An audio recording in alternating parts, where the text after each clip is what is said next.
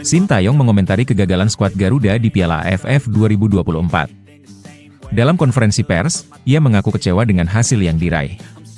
Meski begitu, Sin tetap menghargai perjuangan para pemain muda yang membela timnas. Baru-baru ini, ia juga menyampaikan pesannya lewat Instagram pribadinya, menyuarakan rasa syukur dan terima kasih atas dedikasi para pemain.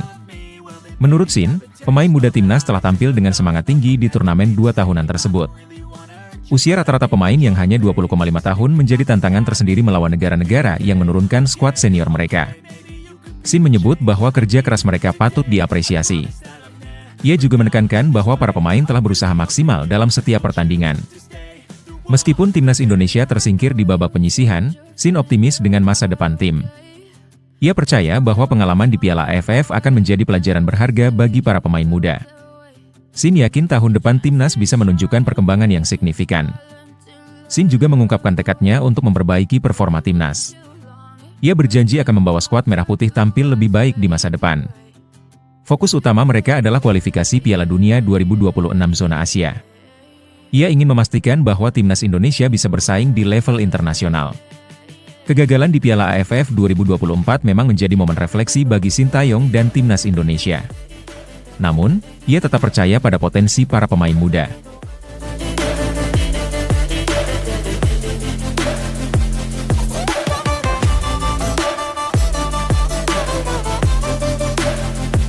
Ketua Umum PSSI Erick Thohir percaya bahwa kerja keras adalah kunci utama untuk mencapai target sepak bola Indonesia, termasuk lolos ke Piala Dunia 2026.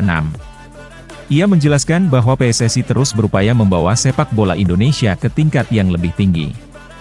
Erick menekankan pentingnya membangun tim yang solid dan bersedia bekerja sama demi kesuksesan bersama. Erick mengungkapkan bahwa salah satu tantangan utama dalam sepak bola Indonesia adalah masalah manajemen. Menurutnya, manajemen yang buruk seringkali disebabkan oleh kurangnya transparansi, korupsi, dan sikap yang tidak profesional.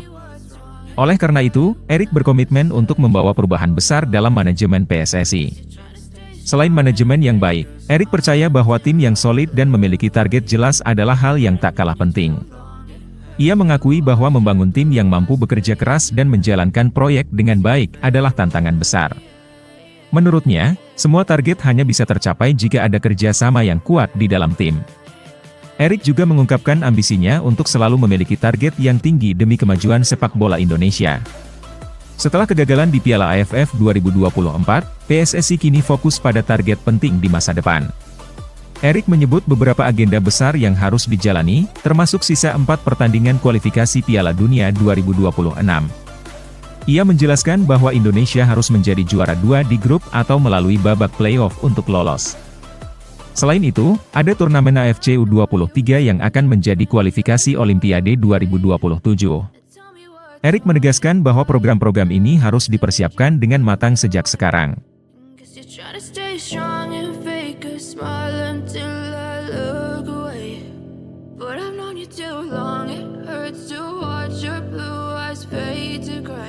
Oleh Romeni kemungkinan besar akan dijual oleh FC Utrecht pada bursa transfer musim dingin, Januari 2025. Keputusan ini muncul karena Utrecht memiliki terlalu banyak pemain di posisi sayap kanan. Situasi ini semakin kompleks setelah kedatangan Miliano Jonathan, pemain keturunan Depok, Jawa Barat, yang baru bergabung dari Vitesse Arnhem. Miliano resmi dikontrak Utrecht sejak 17 Desember 2024 dengan durasi hingga pertengahan 2028. Pelatih Utrecht Ron Jans mengungkapkan bahwa timnya kini memiliki 4 pemain sayap kanan. Menurutnya, jumlah ini terlalu banyak sehingga ada kemungkinan beberapa pemain akan dilepas. Ron Jans menyebut nama Taylor Booth dan Oleh Romeni sebagai 2 pemain yang mungkin akan pergi. Pernyataan ini mempertegas spekulasi mengenai masa depan Romeni di Utrecht. Di sisi lain, Oleh Romeni sedang menjadi incaran klub-klub lain, termasuk Oxford United. Klub asal Inggris tersebut dimiliki oleh pengusaha Indonesia, Anindya Bakri dan Ketua Umum PSSI Erick Thohir. Oxford United dikabarkan bersedia mengeluarkan dana sebesar 1 juta euro atau sekitar 16,85 miliar rupiah untuk mendatangkan pemain berusia 24 tahun ini.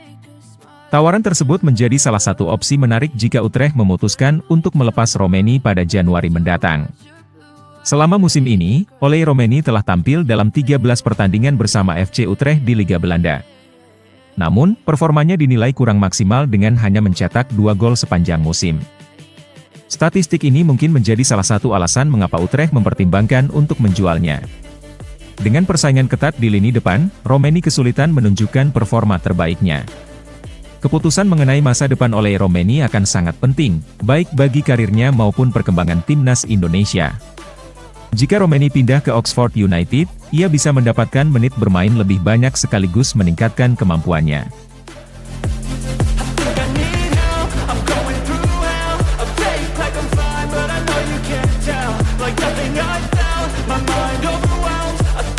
Bintang sepak bola Irak Ayman Hussein memuji kekuatan Bahrain di Piala Teluk 2024. Menurutnya, Bahrain adalah tim yang sangat tangguh dan sulit dikalahkan. Tim ini dinilai unggul dalam permainan, baik saat menyerang maupun bertahan. Pengalaman melawan Bahrain menjadi pelajaran penting bagi Irak. Hal ini juga bisa menjadi referensi bagi pelatih timnas Indonesia saat menghadapi kualifikasi Piala Dunia 2026. Hussein menjelaskan bahwa Irak kesulitan menembus pertahanan Bahrain. Bahrain dinilai sangat terorganisasi dan bermain rapi sepanjang pertandingan. Meski Irak mencoba bangkit di babak kedua, usaha tersebut tidak membuahkan hasil. Ia juga menekankan bahwa timnya sudah berusaha maksimal dalam pertandingan tersebut. Meski begitu, Irak tidak mampu meraih hasil yang diinginkan. Bahrain bermain lebih efektif dan layak menjadi pemenang. Pernyataan senada juga disampaikan oleh Muhannad Ali, penyerang Irak. Menurutnya, timnya sudah memberikan segalanya di lapangan. Namun, upaya tersebut tidak cukup untuk mengalahkan Bahrain. Ali mengakui kekuatan Bahrain sebagai lawan yang solid dan sulit dihadapi. Ia berharap timnya bisa belajar dari kekalahan ini untuk pertandingan berikutnya. Pengalaman melawan Bahrain memberikan pelajaran penting bagi Irak. Pertahanan dan serangan Bahrain yang terorganisasi menjadi tantangan berat. Irak kini fokus memperbaiki permainan agar tampil lebih baik di laga berikutnya.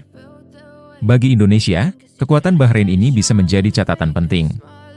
Timnas Indonesia diharapkan mampu menghadapi lawan dengan persiapan matang dalam kualifikasi mendatang.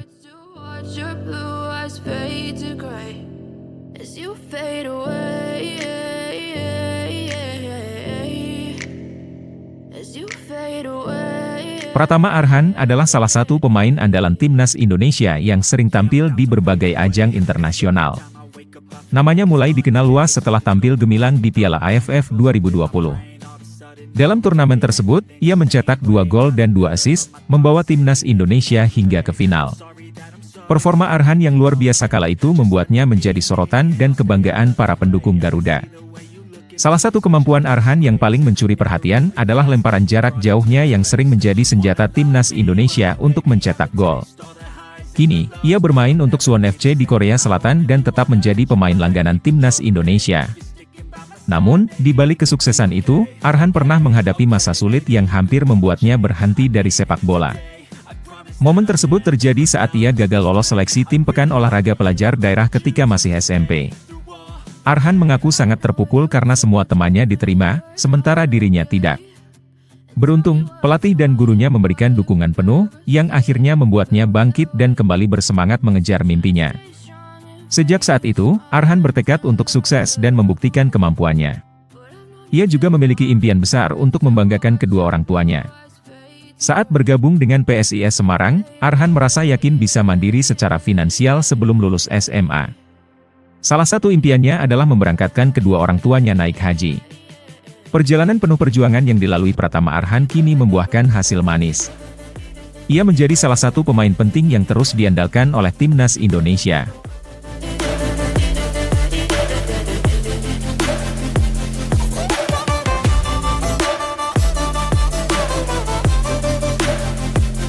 Indra Syafri berbagi rahasia tentang bagaimana ia memilih pemain untuk skuad Garuda. Menurutnya, proses seleksi pemain tidak hanya sekadar melihat kemampuan di lapangan, tetapi juga melibatkan berbagai aspek lain.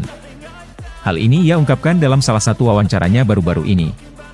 Indra menjelaskan bahwa ia mengumpulkan informasi sebanyak mungkin tentang seorang pemain sebelum mengambil keputusan. Informasi tersebut mencakup profil medis, teknis, dan psikologi. Indra menyebut bahwa proses seleksi ini penting untuk memastikan pemain yang dipilih benar-benar cocok dengan kebutuhan tim. Ia juga mengungkapkan 4 faktor penting yang harus dimiliki setiap pemain sepak bola, yaitu skill, kecerdasan taktikal, fisik, dan mental. Menurutnya, keempat faktor ini sama pentingnya dan tidak boleh diabaikan. Namun, Indra menyoroti bahwa banyak pemain cenderung mengandalkan 3 faktor pertama saja, sementara mental seringkali diabaikan. Padahal, menurutnya, mental adalah kunci penting yang ia bangun di timnas Indonesia. Dengan pendekatan ini, Indra Syafri berhasil membentuk tim yang solid dan mampu bersaing di tingkat internasional. 4 faktor yang ia tekankan telah menjadi pedoman dalam membangun skuad Garuda yang tangguh. Pendekatan ini juga menjadi pelajaran berharga bagi para pelatih lain dalam mengembangkan pemain sepak bola.